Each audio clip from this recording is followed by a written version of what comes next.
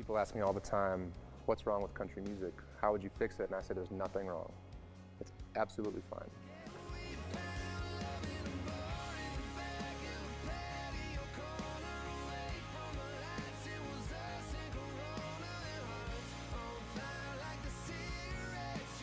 I'm from Kalamazoo, Michigan. I was born in Chicago, Illinois, and moved there when I was a kid. My generation is the generation that grew up without genres for the first time, or like we listened to everything. So because we had, Napster and LimeWire, and we'd steal all this music. So my mom always encouraged me to write, and it was before music. She just loved reading what I would write in school, and like encouraged me to do a lot of creative writing stuff, and like send me to creative writing camp. I've actually never talked about this, I don't think, in an interview. I'm sort of just remembering it.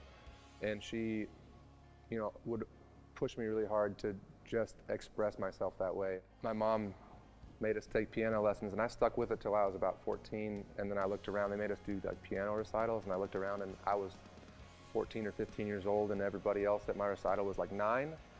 And so I realized this is probably like not something that I need to continue doing. But then, like pick up a guitar and a chord book, and that's basically all I did with that. I love playing the drums. I used to play the drums a lot, and that's kind of what informs your songwriting, I think, is being able to like have different timbres and textures that you can kind of be inspired by. City girl, you gonna love me and leave, because it ain't gonna mean what it means to me, to you. When I wake up on your pillow, stop making out a little till it's time to say goodbye like you always do. I just wanted to be in Nashville. So like that's the reason I moved down there, was just to be in Nashville, go to college. I just wanted to go do school, and I found something that I really enjoyed, and that was like this sociology program. And I was going to go to graduate school, and I was going to go do like urban planning. And I just didn't know what it was. I like called some planners, and I was like, this is not what I need to be doing at all. And so then I started like writing country songs with my friends who were already doing it. And that was the way that we got our foot in the door. In 2012, I signed with Universal.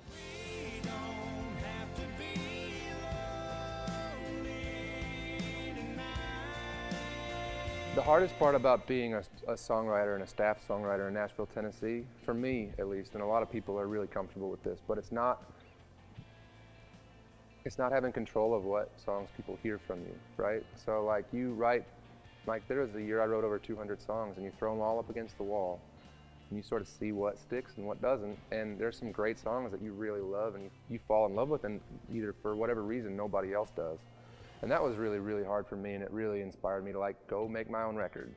Because I always thought I'd be a songwriter in Nashville, Tennessee, and that's it forever. But it's cool to like get to be the one that says, I want someone to hear this song.